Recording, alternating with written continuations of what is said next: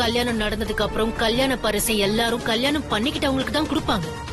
ஆனா இந்த கல்யாணத்துல மட்டும்தான் வித்தியாசமா கல்யாணத்தையே நடத்தி வச்சவளுக்கு நான் கல்யாண பரிசு கொடுக்க போறேன்.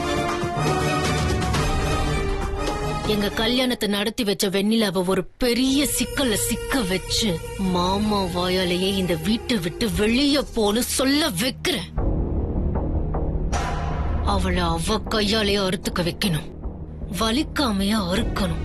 அவ சிரிச்சுக்கிட்டே உங்கள மாதிரி வருமா ஸ்வேதாக்கா, நீங்க நல்லவங்கன்னு நம்பிக்கிட்டு அவ கழுத்தை அவளே அறுத்துக்கணும். அத நான் பார்க்கணும். இந்த ஸ்வேதாவை ஏண்டா பகச்சுக்கிட்டோன்னு அவ வருத்தப்பட்டே சாகணும். அக்ஷயா, இங்க வா.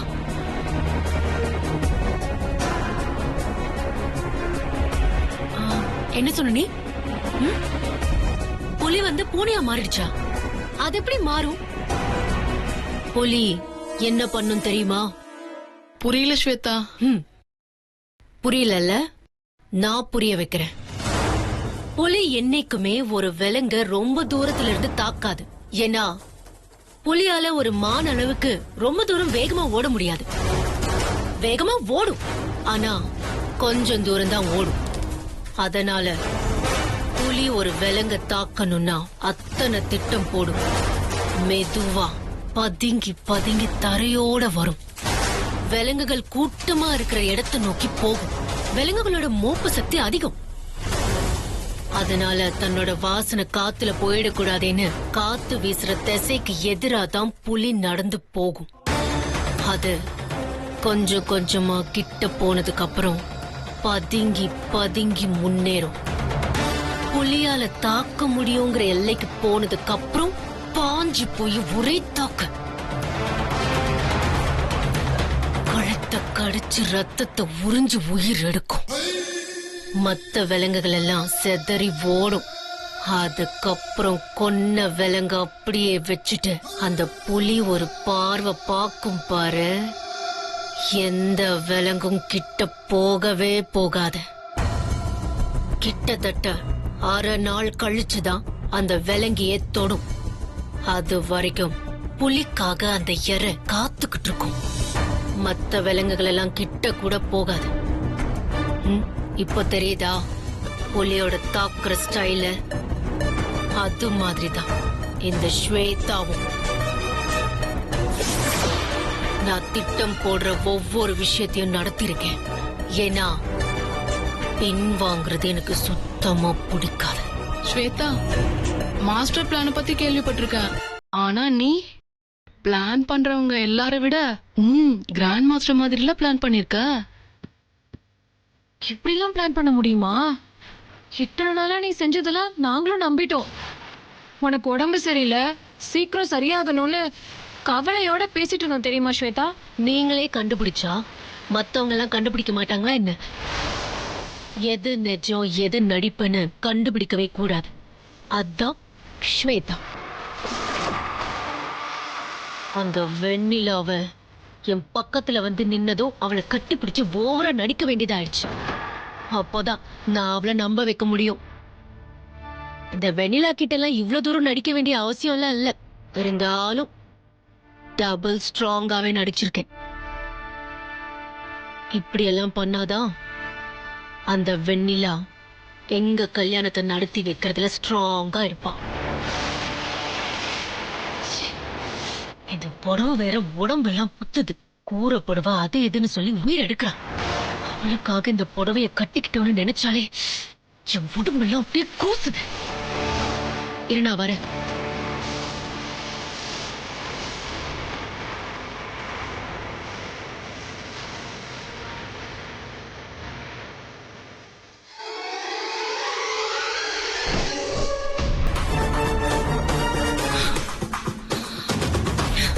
மடிச்சு எடுத்துட்டு போய் என் கண் படாத இடத்துல வைங்க. இது என் கண்ணுல படப்பட அவகிட்ட நான் இறங்கி போனதா எனக்கு ஞாபகத்துக்கு வரும். என்னை சுத்தி இருக்கிற எதுவுமே எனக்கு நெகட்டிவா தெரியக்கூடாது. ஏய், என் தொண்டையில ஒரு மாதிரி ட்ரையா இருக்கு, போய் கூல்ட்ரிங்க் கொண்டு வாப்போம். சரி.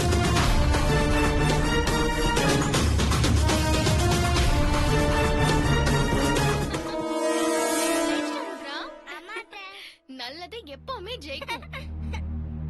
நம்ம போட்ட திட்டம் நல்லபடியா நிறைவேறிடுச்சே.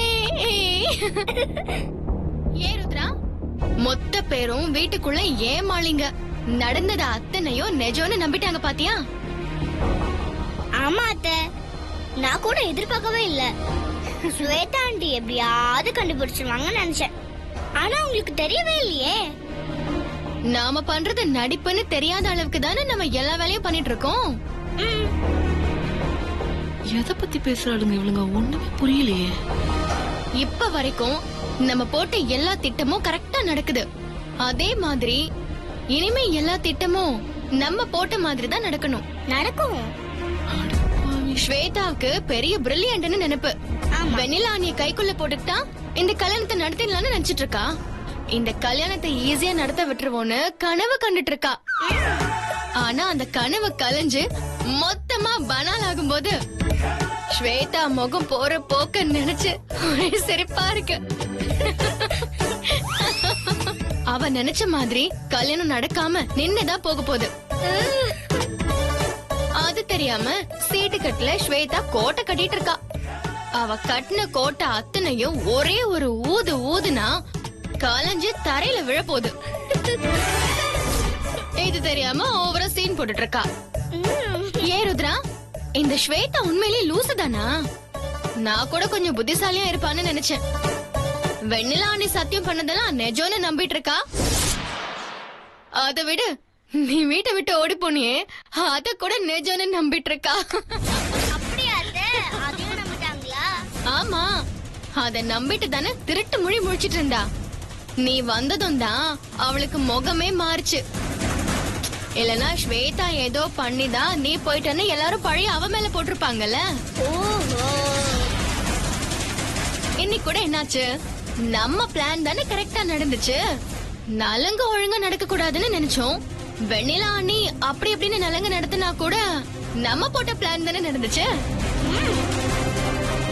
எப்போ நீ இந்த வீட்ல இருந்து காணாம போனேன்னு அண்ணனுக்கு தெரிஞ்சதோ அப்பவே துடி துடிச்சு எல்லாத்தையும் மறந்து ஒண்ணு தேட ஆரம்பிச்சிட்டாருல. அதுக்கப்புறம் நீ திரும்பி வந்ததும் உன்னை பத்தி தப்பா பேசின தென்னரச அண்ணன் எப்படி திட்டினாரு. இதெல்லாம் ஸ்வேதாக்கு ஒரு பாடம். இத பத்தி தெரிஞ்சதுக்கு அப்புறமும் இன்னமும் இந்த கல்யாணம் நடக்கும்னு அவன் நம்பினானா? அதை விட காமெடி வேற எதுவும் இல்ல. உடனே ஸ்வேதாட்ட சொல்லி உங்களை உண்டு இல்லன்னு ஆக்குறேன் பாரு. இனிமே எதையுமே சும்மா விடக்கூடாது. ஒவ்வொரு பிளானையும் சக்சஸ் பண்றோம். செல்லம், எங்க அவளை காணோம்? தொண்டை ட்ரையா இருக்கு. கூல்ட்ரிங்க்ஸ் எடுத்துட்டு வான்னு நினைச்சா போனவ இன்னும் ஆளையே காணோம். கூல்ட்ரிங்க்ஸ் எடுத்துட்டு வர போறாளா இல்ல தயாரிச்சு கொண்டு வர போறாளா ஒன்னும் தெரியல. என்னடி எப்படி சிரிக்கிறீங்க? அவதான் கூல் ட்ரிங்க்ஸ்க்கு அடிக்ட் ஆச்சே. ஃப்ரிட்ஜ்ல இருந்து கூல் ட்ரிங்க்ஸ் எடுத்ததும் நல்லா சில்லுன்னு இருந்திருக்கும். ஒருவேளை அங்கேயே குடிச்சிட்டு இருக்காளோ என்னவோ. அவள இருங்க, அவள என்ன பண்றன்னு பா- ஸ்வேதா ஸ்வேதா ஸ்வேதா ஏய், என்ன இவ்ளோ நேரமா? கூல்ட்ரிங்க்ஸ் எங்க? என்னடி மூச்சு வாங்க ஓடி வர? என்னாச்சு? ஸ்வேதா, கீழே வெண்ணிலா ரூம்ல ருத்ரா ஜனனி 2 பேரும் என்ன பேசிட்டு இருக்காங்க தெரியுமா? நடந்தது மொத்தமும் நடிப்பான். வெண்ணிலா பண்ண சத்தியமும் நடிப்பான்.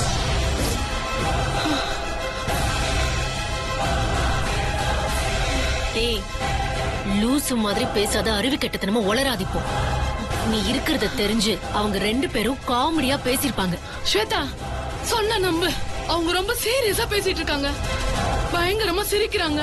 இங்க நடந்த எல்லா விஷயமும் நடிப்பட பேசிட்டு இருக்காங்க தெரியுமா? நீ மட்டும் இந்த விஷயத்துல அலட்சியமா இருந்த கல்யாண விஷயத்துல மொத்தமா ஏமாந்து போறது நீயாதான் இருப்ப. அப்புறம் மொத்தமும் அம்பேல் தான். நீ யார பத்தி குறை சொன்னாலும் நான் கேட்டுக்கிறேன். ஆனா அந்த வெண்ணிலா முத்தரசு மாமா தலை மேல அடிச்சு சத்தியம் பண்ணிருக்கா. அப்படி பண்ண சத்தியத்தை அவ உயிரே போனாலும் மீற மாட்டா. அவளை பத்தி எனக்கு நல்லா தெரியும். அவ பொய் சத்தியம் எல்லாம் பண்ண மாட்டா. ஏன்னா அவ கடவுளுக்கும் சத்தியத்துக்கும் கட்டுப்பட்டவன். அப்பேற்பட்ட ஒருத்தி பொய் சத்தியம் பண்ணிட்டு ஏமாத்துறதுக்கு வாய்ப்பே இல்ல. எப்படியாவது கஷ்டப்பட்டு இந்த கல்யாணத்தை கண்டிப்பா நடத்தி வச்சிடுவான். அதுல எனக்கு நம்பிக்கை இருக்கு. இங்க பாரு, நீ தேவையில்லாம டைம் வேஸ்ட் பண்ணாத. போ, ஃபர்ஸ்ட் போய் கூல் ட்ரிங்க்ஸ் எடுத்துட்டு வா. போ. தோபா ஸ்வேதா, எனக்கு என்னமோ அக்ஷயா சொல்றது கரெக்டா தான் இருக்கும்னு தோணுது. இப்போ நீ ஏண்டி உளர்ற? வளரல, ஏற்கனவே நடந்ததை தான் நான் சொல்றேன். வெண்ணிலா கரெக்டா இருப்பா அப்படி இப்படின்னு நீ அவ்வளவு நம்பிக்கையா சொன்னல. ஆனா அன்னைக்கு என்ன ஆச்சு? நீ கையில சூடு வச்சுக்கிட்டப்போ அந்த வெண்ணிலா என்ன சொன்னா? மாமாவை டோட்டலா மறந்துடுவேன், இனிமேல் நினைக்கவே மாட்டேன்னு எவ்வளவு தூரம் பேசி உன் காலெல்லாம் விழுந்தால. ஆனா கடைசியில என்ன ஆச்சு? உன் மாமா சாப்பிட்ட அதே இலையில பொண்டாட்டி மாதிரி உட்காந்து சாப்பிட்டு தானே போனா. சொல்லுடி. அன்னைக்கே சத்தியத்தை மீறி நடந்துக்கிட்டவ இப்ப எதுக்கு பொய் சத்தியம் பண்ணிருக்க கூடாது? எனக்கு என்னமோ அவளை பாக்கும்போது உங்க மாமாவை விட்டு கொடுக்க மாட்டாளோன்னு எனக்கு தோணுது ஸ்வேதா. இப்ப அக்ஷயா சொன்னதை கேட்கும் போது இந்த விஷயம் நிஜமா இருக்கும். அவ உங்க மாமாவை விட்டு கொடுக்கறதுக்கு வாய்ப்பே இல்லைன்னு தோணுது. இல்ல, கண்டிப்பா கிடையாது. இங்க பாரு ஸ்வேதா, உனக்கு அவங்க அம்மா கொடுத்த புடவை அது இதுன்னு உன்னை நம்ப வச்சு கழுத்த இருக்க போறா. அவ உன் வலையில சிக்கிட்டதான் நினைச்சி கடைசியில நீ தான் போய் அவ வலையில சிக்கி இருக்க. நாங்க சொல்ல வேண்டியதை சொல்லிட்டோம். அதுக்கப்புறம் நீ எப்படி நடந்துக்க போறன்றது உன் சாமர்த்தியத்துலதான் இருக்கு. வெண்ணிலா நல்ல பொண்ணுதான் ஸ்வேதா. ஆனா இந்த ஜனனியும் ருத்ராவும் விஷம் மாதிரி, ஸ்லோ பாய்சன் மாதிரி அவ மனசுக்குள்ள போய் கொஞ்சம் கொஞ்சமா தூண்டி விட்டுட்டே இருப்பாங்க. நீ மட்டும் வெண்ணிலா விஷயத்துல அலட்சியமா இருந்து எதுவுமே பண்ண மாட்டான்னு மட்டும் நினைச்சிடாத. உன்னை கல்யாணம் வரையும் கொண்டு போய் விட்டு கடைசி நேரத்துல கல்யாணத்தை நிறுத்திடுவாங்க. ஜாக்கிரதை.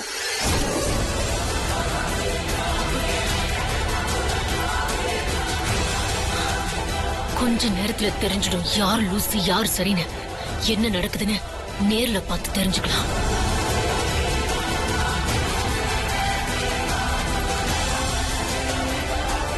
இது வரைக்கும் போட்ட எல்லா பிளானும் கரெக்டா நடந்துருச்சு. இனிமே எல்லாம் சரியா நடக்கணும்.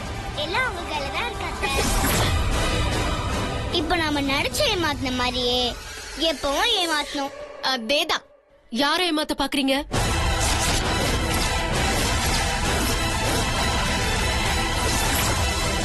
என்ன பாக்குறீங்க?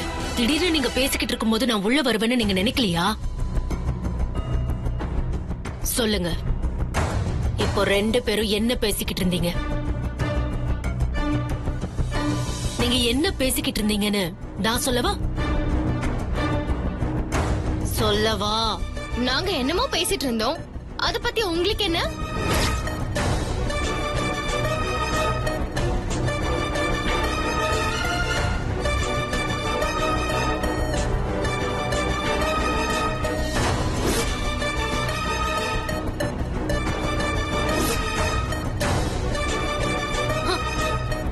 உங்களுக்கு என்னவா? நீங்க என்ன பேசிக்கிட்டு இருந்தீங்கங்கிற விஷயத்த அக்கு வேற ஆணி வேற நான் சொல்லவா? நீங்க என்ன பேசிக்கிட்டு இருந்தீங்கங்கிற விஷயத்த பூரா அக்ஷயா கேட்டுட்டு வந்து எல்லாமே என்கிட்ட சொல்லிட்டா. நீ என்னமா பண்ண? மொத்தத்தையும் பிளான் போட்டியா? நீ ஓடி போனதும் பிளான் பண்ணது. ஆக 2 பேரும் பிளான் பண்ணி வீட்டுக்குள்ளேயே என்னை ஏமாத்த பாக்குறீங்க. என்ன நம்ப வச்சு கழுத்தறுக்க பாக்குறீங்க. தப்பு இல்லையாமா இது? ஆமா, நீங்க மட்டும் அப்பாவி மாதிரி நடிக்கிறது தப்பு இல்லையா? வெண்ணிலா அணியை ஏமாத்தி கைக்குள்ள போட்டுட்டு நடிக்கிறீங்க. அப்படி இருக்கும்போது நாங்க நடிச்சா என்ன தப்பு? நீங்க நடிச்சா நாங்களும் நடிக்கதான் செய்வோம்.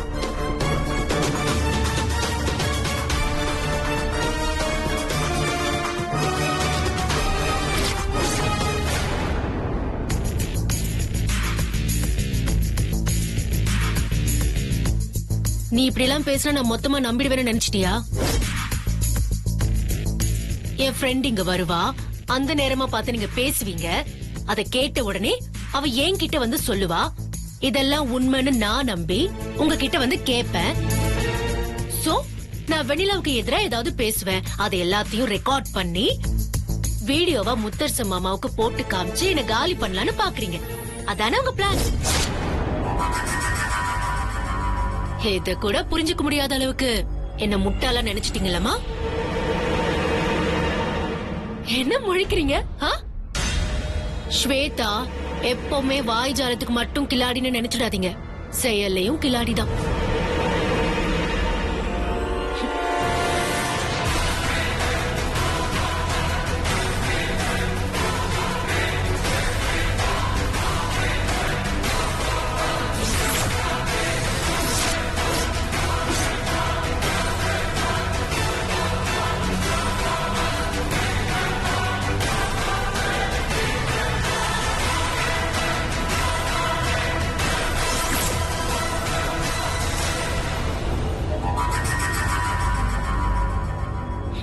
எங்க பாரு ஜனனி, என்னைக்குமே எதிரில இருக்கிற எதிரி யாருன்னு தெரிஞ்சுக்கிட்டு அவங்களுக்கு அகைன்ஸ்டா பிளான் பண்ணணும்.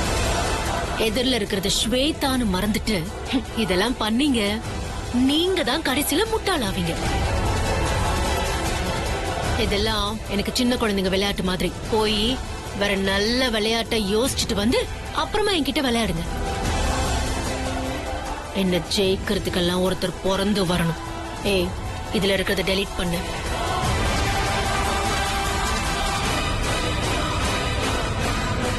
இந்த வீடியோவை டெலீட் பண்ற மாதிரி இந்த வீட்ல இருக்கிற மொத்த பேர் மனசுல இருந்தும் உங்க 2 பேரையும் டெலீட் பண்ணுங்க.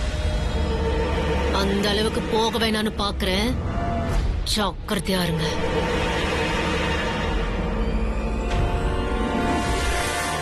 நில்லுங்க அண்ணி.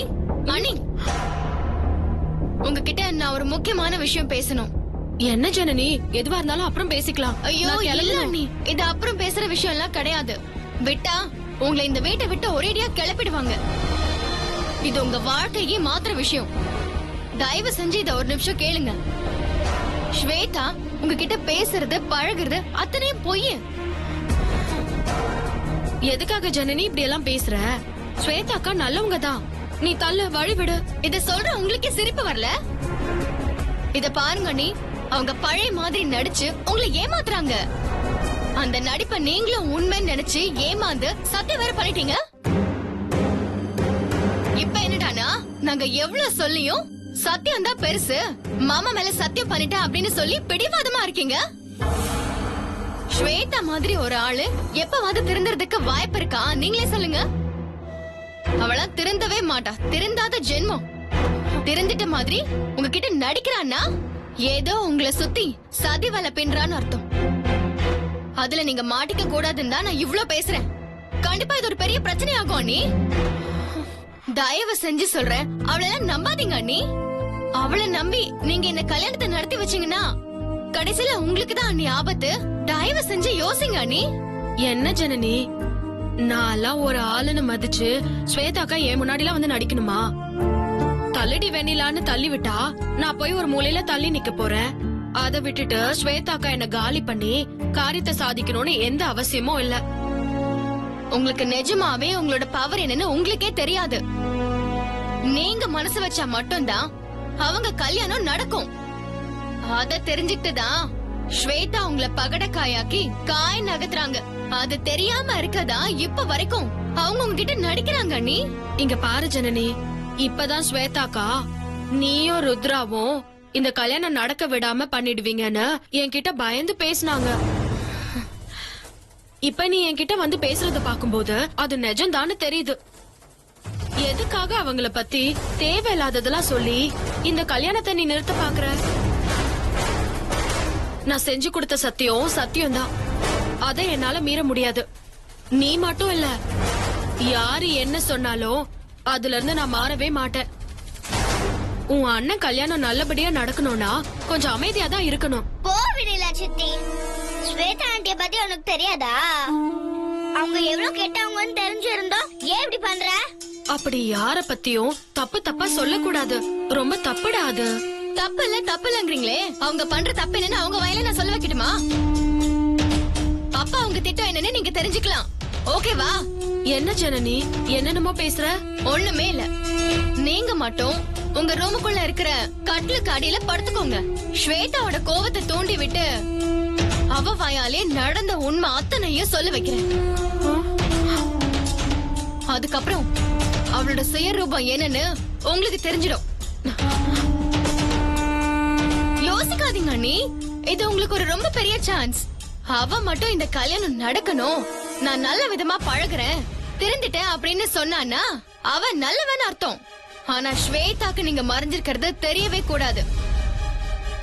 ஒருவேளை நீங்க மறைஞ்சிருக்கிறது தெரியாம அவ உண்மையான விஷயம் அத்தனையும் பேசினானா அப்ப நீங்க கட்டாயமா உண்மை என்னன்னு தெரிஞ்சுக்கலாம்.